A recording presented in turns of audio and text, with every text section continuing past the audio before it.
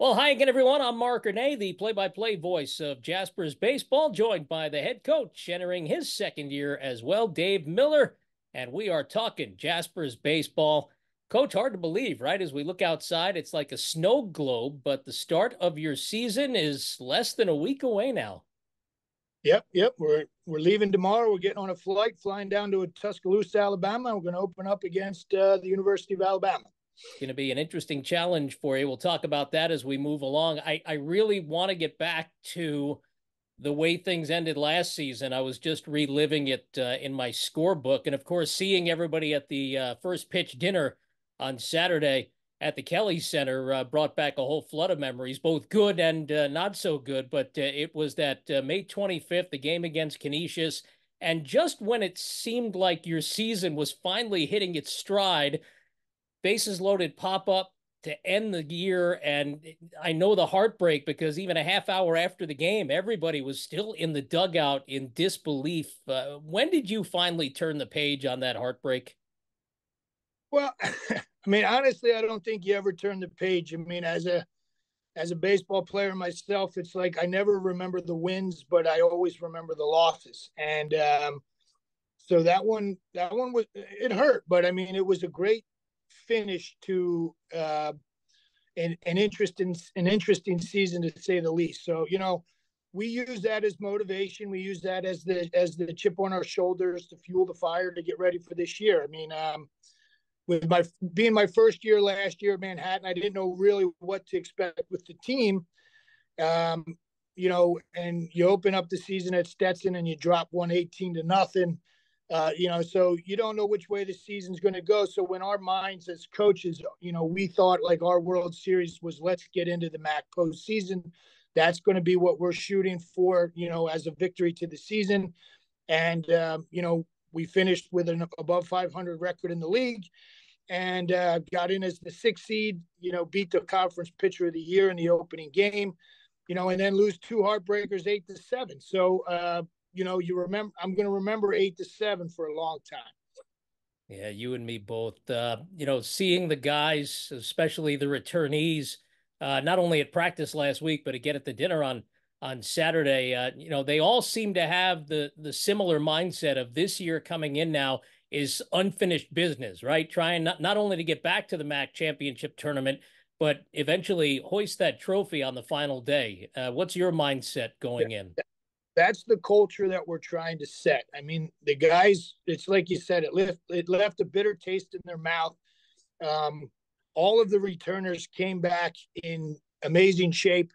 All of the returners came back with like I said, that chip on their shoulder with something to prove, that unfinished business mindset. And it all season long, it was all fall long, it was get to work. And that's exactly what they did. And they look great.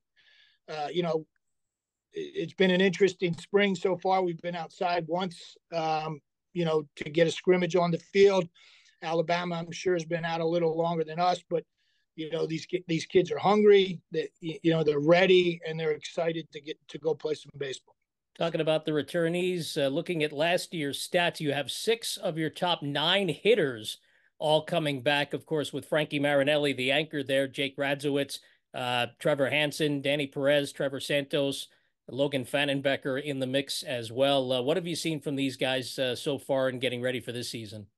Well, one of the big things that I preached to my players that were returning last year was that my job was to go out and bring in somebody better than you. And if you want to keep your job, you got to come back hungry, in shape, and ready to go. If not, we had a top 50 class coming in, and your job was to go home and get better over the summer, so that when you go up against your new incoming guys, you're ready to compete. And that's exactly what they did. So you're going to see some new faces. You might even see some returning starters last year not starting the year in the starting lineup to begin the season. So it's just going to be interesting to see what happens. But the older guys really took the younger guys under their wings, and for the betterment of the team and to build the culture that we wanted, they're going to do what's best for the team. So if they're playing, they're playing. if they're not, they got to stay hungry and work hard to get back in the lineup.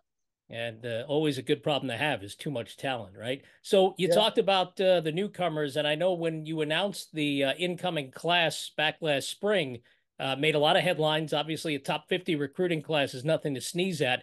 One of those guys, of course, you had with you at Penn State Abingdon, and I think maybe before that too at LaSalle, if memory serves. Chase Swain, how is he looking, and what do you figure his role to be in the early part of the season? Chase is going to start opening day for us in center field. He's a phenomenal athlete. I mean, if you saw this kid work out, he's strong. He has a 40-inch vertical leap. He has a strong arm, hits for power, can run. I mean, he's your prototypical dream recruit. And he'll probably be one of the first 3 hitters in our lineup. He's super excited, having to sit out last year. Now he's a bit much bigger, more poised, more ready, sophomore, ready to take the lead and lead Manhattan to, whatever happens. So. And among some of the other newcomers, and you've got a fistful, who has stood out in your mind these last couple of weeks as you rev up? I'll tell you, like a lot of these young kids came in and pushed the older guys as well as the older guys pushing the younger guys. One of the guys that really surprised me was a young two-way guy named Dylan Mayer. Dylan, a big, strong, physical left-handed pitcher that throws into the low to mid 90s, but it was his bat that surprised me. And here's a kid that we brought in as a potential pitcher / maybe get some time in the field, but Dylan's going to find his way in our opening day roster in the starting lineup against Alabama.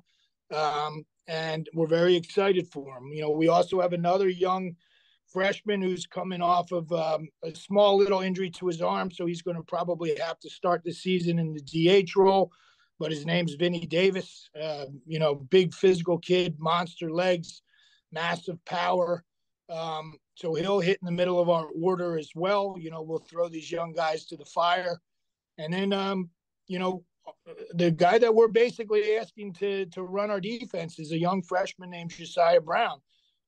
He's gonna start opening day at shortstop for us, and we're gonna hope that he can handle the bright lights in Alabama and do his thing. And so right there we've got 3 young freshmen that are going to be hitting the starting lineup right off the riff.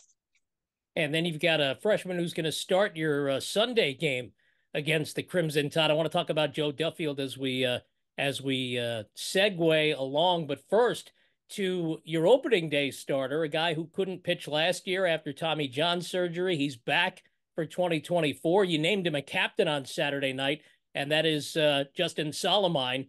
And what is it about him that, number one, made you so confident that he should be your number 1 guy on Friday? And what was it that earned him a captain's role?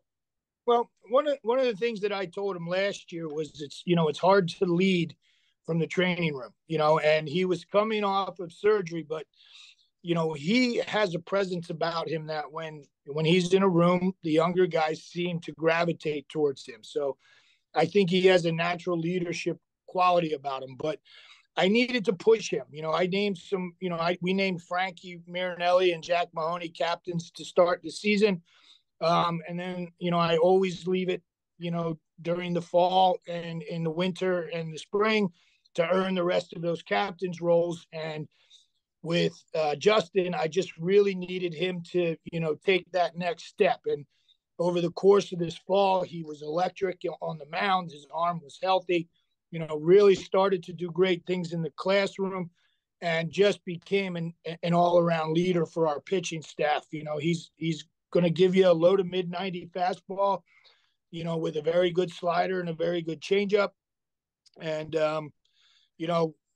we wish he could go 9 opening day, but he's not. We're going to probably limit his pitch count. It's first weekend is great to try to take one against Alabama, but we're in this for the long haul, and the big picture is not just opening day, but this is a guy that truly has electric stuff. He has, a pro arm, and So it was natural for us at the first pitch banquet last Saturday night to name him a captain, and he was very grateful for it. So you get him back from injury, and one of the downers, of course, in the offseason, you lost the guy who was tied for first in wins with a record of 3-1.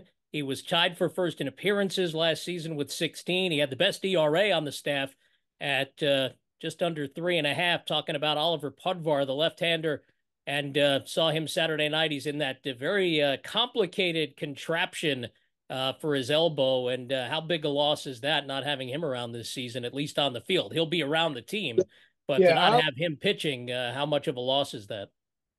It's a big loss. It's never okay to have somebody get injured. I mean, Ali had a great season last year. He went up to the summer, and again he had a very good summer, but he came back in a couple outings, something wasn't right. We got him looked at, and we rehabbed, and then when he got done his rehab, he pitched again, and it's just something wasn't right. We went in, and Dr. Ahmad, the Yankees team doctor, basically told us it's in the best interest of him to get Tommy John. And, we're looking out for Ollie's future. This is a great young man who has a bright future, another pro arm, low 90s fastball from the left, and he's only getting better. And he's just such a great kid. He's very upbeat about it. It's, in our mind, we had penciled in 80 innings for that young man this year. So it's going to be hard to replace him, but, we're deep this year with a pitching staff. So I think we're going to be okay. But Ollie will be back better than ever next year. And hopefully he just hops right back in the role we had him for this year as a weekend starter. And he's not going to be invisible, folks. If we can work it around his rehab schedule, he will be one of the co-hosts of this show over the course of the season. Looking forward to that. In fact, we're going to work in a whole bunch more players than we did last year. And coach, some of your assistants too. You have a change or two on the staff I want to get to in just a sec. But first, to finish the thought on opening weekend. So Solomon Friday, we talked about him as senior. You talked about the freshman, Duffield, although I mentioned him, but I want to ask you about him in just a sec. But in the middle on Saturday, you're going with the grad student, Noah Matera. What's it you like about him? So Noah's a left-handed pitcher. He's coming to us. We got him through the transfer portal from UNLV. One of the interesting stories about Noah was, his older brother played at LaSalle University right before I got there. So, I'd known the family, and, we were looking back on old text messages, and, I think I was recruiting Noah long ago at LaSalle. He ended up choosing UNLV, but it's like, God has a plan. So we reunited here, and, this is a young man with electric stuff, another, low 90s left-handed fastball with a very plus breaking ball. He's going to be a great guy to fit in the middle of our rotation and see what he can do. And, we're very, very happy to have him. Noah was also named a captain over the winter break for his leadership qualities. Always want to be the first one there, last one to leave type guy. Puts in a ton of work. Guys, really, he's one of the older players on the team, so they look to him for advice. When he was at UNLV, Greg Maddox was his pitching coach for a couple of years. So just a very big inning guy for us to have at Manhattan. And then the freshman on Sunday, Tuffield, what does he bring to the table? What earned him an opening weekend start?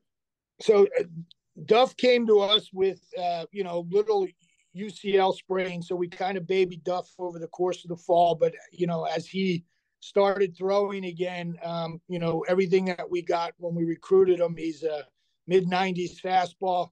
I knew he had a good slider, but I didn't realize his changeup was as good as it was. I mean, this kid's a real 3-pitch mix kid. So he has electric stuff. He has a power 5 arm. And, we're very lucky to have him. He's worked his tail off to get back. And, we'll take him slowly. So, with Duff, we're kind of looking at him right now to start the season more as our opener. give us 2 innings to start as we build them up to eventually get to the 3, the 4, the 5 inning guy, 6 inning guy. But this is a kid that, when he goes out and throws, it's pretty electric. So. And I don't want to put you on the spot, but have you designated a closer, or will it be by committee in the early part of the year? Well, so we have two guys that we really like. Garrett Garbinski is probably our, top returning guy. Another kid who worked his tail off this offseason. His fastball is sitting in the low mid 90s now. And he's going to be our main closer, but we have another young sophomore that we love in Trey Packin. Just another low 90s guy with two plus breaking balls. And with Packin and Garbinski, on our back end, we hope that, there isn't a game that can go by in a 4 game span during the week that we can't put somebody really dominant to close the back end of our game. And I was just checking the scorebook from the last game, and it was Trey on the mound against Canisius. He got the last 2 outs of the season for you. Yeah. Trey looks really good. Put in a lot of hard work this offseason, so we're really excited to see what he can do. All right, let's talk about the coaching staff. There was one departure. Dave Vandercook left us for Columbia, although we did see him the other day. And so he's never too far away, and certainly got a nice warm reception at the dinner. But Steve Rosen, your pitching coach, recruiting coordinator, another one on the injured list. He shattered his hand. I guess he was standing behind a pitcher during a scrimmage or batting practice and wound up taking it right on the mitt. Yep, he was the umpire in one of our scrimmages and couldn't get out of the way of a line drive, and it hit him square in the hand and shattered his middle finger. So he just got out of his path the other day, and we'll at least say his batting practice days, throwing are not going to happen this year. So yeah.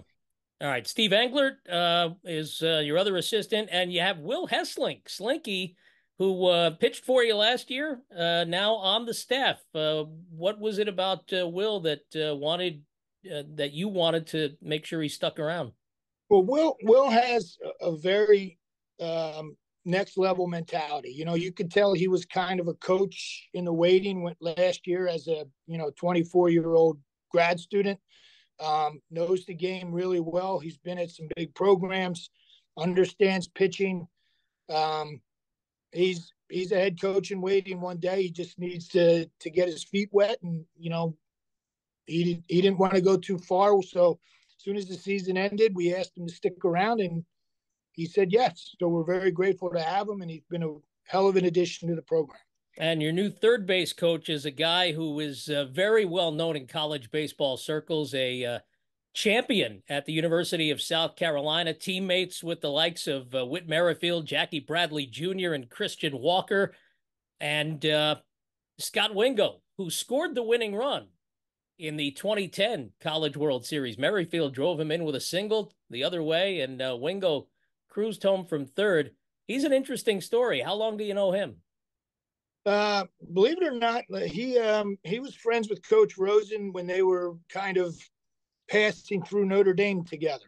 And, so when David got the job at Columbia, we were looking to hire a coach, but, Manhattan had a little bit of a coaching or a little bit of a hiring freeze going. So, we weren't allowed to bring anybody in. And then all of a sudden, I get a phone call one day from Coach Rosen that, Coach Wingo is, maybe looking to move on to a different opportunity. And, I just asked for his number, and what's the worst he could say? It's no, right? This is a guy that coached at South Carolina. He coached at Notre Dame. So I gave him a call, and, we had a great conversation. He was really, really interested in what we're building here, and he wanted to be a part of it. So, next thing you know, he packed up his truck and left Columbia and came up to the Bronx. And it's been a great addition. He's been great with the hitters. He's been great with our infield and outfielders. He'll coach third base for us, and he'll kind of replace Dave, and the guys love him. And, I've got a pretty good staff, with Coach Englert at, being a head coach in Harwich. He's kind of taking, the part-time role so that he can continue to coach up there. But it's just that we've got a really good group of guys who want to see these young men get better and develop and grow and learn. And that's exactly what they've done. And I don't want to embarrass Coach Wingo. I had a great chat with him on Saturday night, but I went back to the South Carolina Gamecocks roster from that championship team. And the one thing that stood out, Coach, more than anything else, everybody on the team in their headshots is in uniform. Wingo's in street clothes. What does that say about his personality? He's a free spirit, man. It's like but when we're on the baseball field, he just figures out how to get guys better, and it's going to be a fun year. A lot of the things that we talk about, I've talked to other coaches who, from other programs, that when practice ends or the day ends, everybody just kind of packs up and goes home. There'll be nights that the entire coaching staff here at Manhattan will be sitting here just talking baseball, talking about just what about anything. And next thing you know, we look up and it's 10, 11 o'clock at night. And we've been in the office for 5-6 hours just getting stuff done. And it's awesome. So, you talk about the honeymoon phase, but we're going on year 2. And this is a coaching staff that really meshes well together. Well, I wanted to ask you about that heading into year 2. How much different are things for you than they were last year? It's a lot. It's different because now you get to last year when you're coaching a season with somebody else's team, it was Coach Cole's team, and my job was to try to implement what I like in my style on somebody else's players. Now I get to bring in my players, and you're kind of in year 2. This is always the most interesting year because the young guys and the old guys, they can butt heads at points because these are Miller's recruits versus the old guys, but that hasn't happened here. This is a team that they understand, what's in front of them. They understand what's at stake. So they're just out here to win a MAAC championship. They're out here to get to a regional. In my office, we have 2 banners hanging, MAAC championship and NCAA tournament appearances, and I've got 2 more spots on my wall for hopefully something bigger and better with a Super and a College World Series. So these kids are hungry, but not much has changed other than I finally get to relax, and I have a great coaching staff that I can let do their job, and I just kind of run the program and make sure everything's running smooth, but everything runs smooth. So it's been Manhattan College has been a wonderful experience for me, and nothing's going to make it sweeter than going out and winning some ball games. And before we let you go, I just wanted to touch back on the dinner Saturday night. You had a couple of announcements that you were able to make. One regarding a new indoor facility. Do you want to share that with the folks who weren't there on Saturday? Yeah, well, we will have a ribbon cutting ceremony here soon, but we were fortunate enough to have the Stephen and Alex Cohen Foundation generously donate to the program, and it gets us an indoor baseball facility that we can use as our home, something that Manhattan baseball is needed. We're no longer sharing the basketball court, the back of the basketball court, with softball and track. We now have a 10,000 square foot indoor facility with 3 pitching mounds, 5 batting cages, and a full weight room, to call our own, to call it home. And it's been wonderful. So that's been a blessing, and we thank them. And, we're going to release that soon. So that's kind of like the sneak peek of what's coming. Right now we're in the middle of branding it, painting it, and getting it ready. And hopefully the Cohens will come out and cut a ribbon for us, and it'll be wonderful. And on that day, we will do a Talkin Jaspers baseball episode from the new facility. Also new uniforms. You showed me, I'm thinking Friday, Saturday, Sunday, and alternate, right? 4 different jerseys.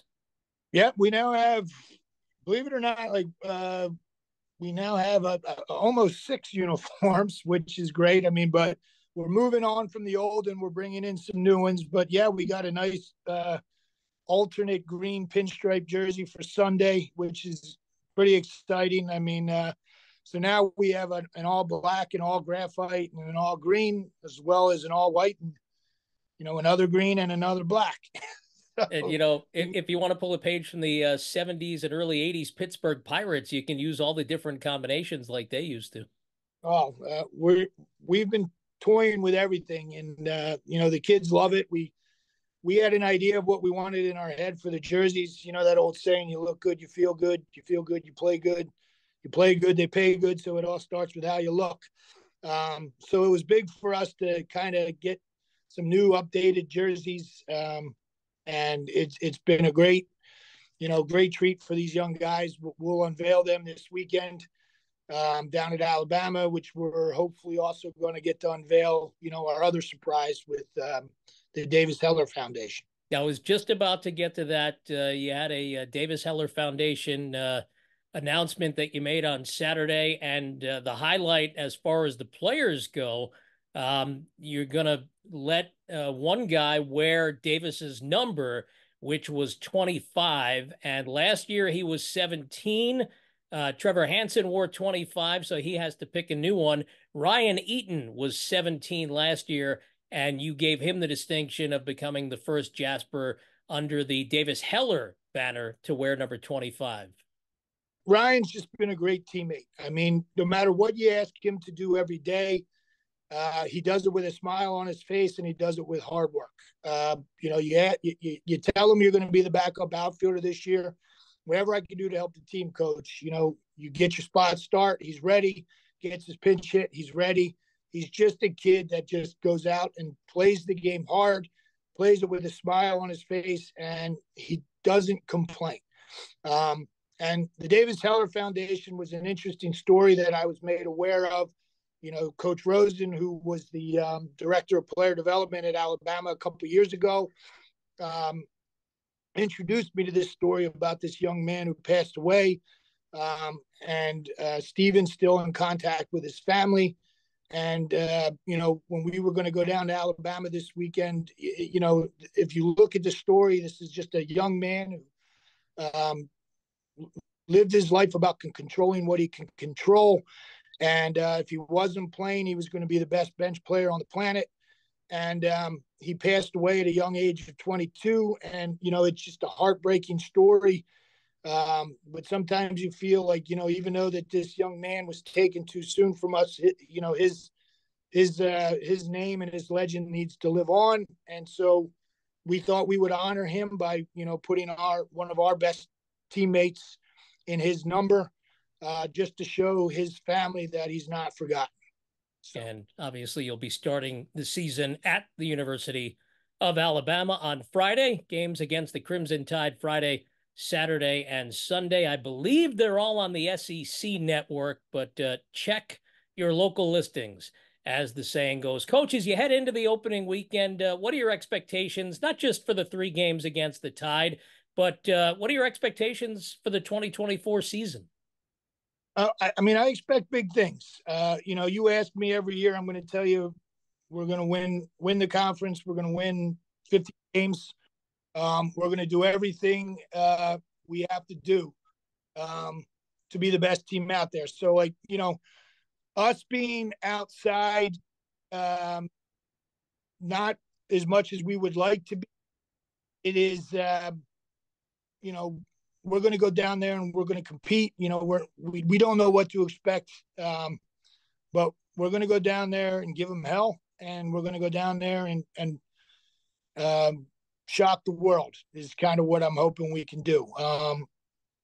But my expectations are every day that we're outside, we're going to get better and better. And my main goal is by when we get to conference, we're at, all cylinders rolling and it's go time. So, and you can mark your calendars, the home opener against Hofstra. That'll be a 3-game series too, scheduled for March 15th. That's about 5 weeks away. Coach, have a great trip down to Tuscaloosa. Safe travels. And of course, good luck against the Tide. We'll see you next week in person, hopefully, if the weather allows. Yeah. Thanks, Mark. That is the coach of the Manhattan Jaspers baseball team, Dave Miller. I'm Marc Ernay. We've been talking Jaspers baseball. The season preview is now behind us. Week 1 coming up for the Jaspers baseball team, and we'll talk to you next week right here on GoJaspers.com.